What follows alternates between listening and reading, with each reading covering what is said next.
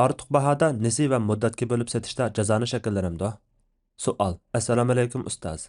Diyorimizni ba'zi tovarlarni nesi setish qoplab ketdi. Masalan, bir motosiklet savdogari bir motosikletni bozor bahosi bo'yicha naq bo'lsa 4500 so'mga, yil oxirida berishga 5000 so'mga sotadi. Bu xil ahvolda jazoni shakllanamdi.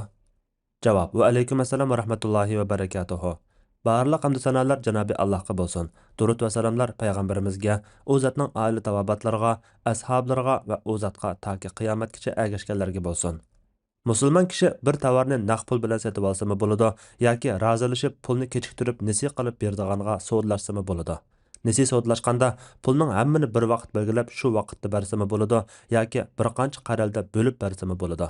Amash rivoyat qilib deydiki, biz Ibrohimning qashida malga oldin pul berib qo'yganda bir narsani raniga qo'yishning hukmini muzokara qilishgan edik. U mundaq dedi. Asvad manga Aisha radhiyallohu anhadan rivoyat qilib berdiki, Rasululloh sallallohu alayhi vasallam bir yahudiydan nesi ashliq olib, uningga savutini raniga qo'ygan.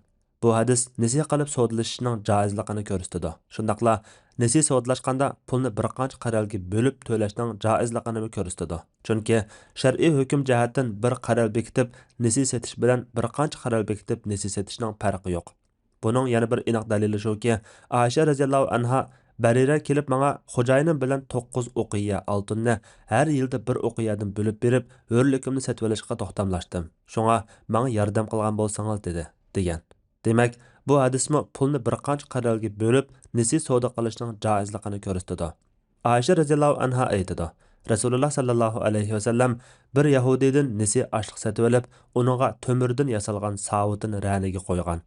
Bunundan ko'rinib turdi-ki, Rasululloh bu ashliqni naq bahosidan yuqori sotib olgan. Chunki u Yahudining u ashliqni naq bahoda nisi berishi ehtimoldan yiroq. Mazkur dalillar bir yoki bir qancha qaralga bo'lib nisi setishning joizligini, yana nisi qilishning qarshiligida bahoni o'riltishning joizligini cho'ng ehtimollik bilan bildirdi. Chunki bu Yahudi u ashliqni bozorda naq sota oladigan bahoda hargizmi nisi bermaydi. Bariraning xo'jayinlarimi 9 o'qiya naq oladigan bo'lsa, nisi 9 o'qiyaga sotmaydi. Bu tijoratchi bo'lsin yoki odatdagi kishi bo'lsin, hammaga tushunishlik bir ish. Imom Kasani baho nisilik qarshiligida oshirilishi mumkin deydi. Abdullah ibn Amr ibn As radhiyallohu anhu rivoyat qiladi-ki, Rasululloh sallallohu alayhi vasallam uni qo'shin tayyorlashga buyurgan. Abdullah ibn Amr radhiyallohu anhu deydi. Bizda uloq yo'q edi. Shuning bilan Rasululloh sallallohu alayhi vasallam uni zakotchi xodimlar zakot to'plab keldigan chaqda berdiganga uloq sotib olishga buyurgan edi. Abdullah ibn Amr radhiyallohu anhu bir tugini ikki tugiga yoki bir qancha tugiga zakotchi xodimlar zakot to'plab keldigan chaqda berdiganga Rasululloh sallallohu alayhi vasallamning amri bilan sotib oldi. Ibn Abbas radhiyallohu anhu mundaq degan. Rasululloh sallallohu alayhi vasallam Madinaga kelganda kishilar 1-2 yoki 2-3 yilning mevasiga oldin ola pul topshiradi. Shunga Rasululloh kimki xurmaga oldin ola pul topshirmoqchi bo'lsa, kamchanni va vaznini aniq qilib pul topshirsin dedi. Bu hadisdan chiqilgan dalolat shuki, malga oldin ola pul topshirish hadisning aniq lavzi, shundaqla barliq olimlarning ijmosi bilan joizdir. Bu qarorlik nisi setishga o'xshaydi. Demak, bu dalil qiyosdan iborat. Yani barliq islom ummati bugungi kunga qadar nesi sotganda bahoni oshirib setib kelgan. Buni olimlar to'smagan. Bu bir xil ijmo hisoblanadi. Buningga asosan agar sotquchi xuddi bugungi kunlarda ko'pincha tijoratchilar qilayotgandek pulni nesi qilish yoki bir qancha qadamga bo'lib berish sababidan mal bahosini naq bahosidan oshirsa, savdoga boshqa ish aralashmay mushu holatda mustaqil savdo bo'lsa, savdoning boshqa noma'lum tarafi bo'lmasa, bu savdo joiz. Olimlarning ko'pchiligi 4 mazhab olimlarimi ularning ichida bu savdoni joiz deb qaraydi. Ularning qarshida naq olsang muncha pul nesi qilib bir qatimda yoki bir necha qaralda bo'lib berishga olsang muncha pul deb ikki baho degan bo'lsa-mu, oxirida savdo birsiga putgan bo'lsa, savdoda chatoq yo'q, joiz bo'ladi. Zaydiya mazhabi olimlarining ba'zilari tovarni pulini nesi qilish sababidan naq puldan oshirib sotishni harom deb qaragan. Ularning qarashicha bu savdoda zamonning muqobiliga mal aviydi. Bu jihatdan bu savdo jazoni savdosiga o'xshab qoladi. Lekin Zaydiya mazhabi odatda ahli sunnat hisobga olmaydigan Shia mazhabining bir tarmog'i bo'lg'achqa, yana ular asoslangan dalillar zaif bo'lg'achqa, ularning bu masaladagi boshqacha ko'z qarashiga parvo qilinmaydi. Ammo ko'pchilik olimlarning asoslangani bo'lsa, har qanday narsa aslida halol bo'ladi. Bu sodani haram deydiganға dalil yo'q. Uning ustiga bu soda zamaniga qarata baho ortiqroq bo'lish jihatdan jazoniga o'xshaganda qilsimi, hamma jihatdan jazoni sodasiga o'xshab ketmaydi. İkisining farqi. Alloh taolo soda sediqni insonlarning ehtiyoji uchun halol qilib bergan. Jazonini kechikishga qarata ortiq bo'lganlik uchun harom qilgan. Jazonida ortiq bo'lgan narsa dal muomala qilingan birdan-bir tovarning o'zida bo'ladi. Masalan, bir charak bug'doyni berib 6 oydan keyin 2 charak bug'doy qaytarishdek yoki 1000 tanga qarz berib qaytarganda 1100 tanga qaytarishdek. Nisi bahoda yoki bo'lab qarorlik nisi setishda bo'lsa, sodlashgan narsa bir tovar bo'lib, uning bahosi naq 1000 tanga. Bir oydan keyin berish bo'lsa 1100 tanga. Bu bo'lsa jazoni emas, balki sodada kengchilik qilishdir.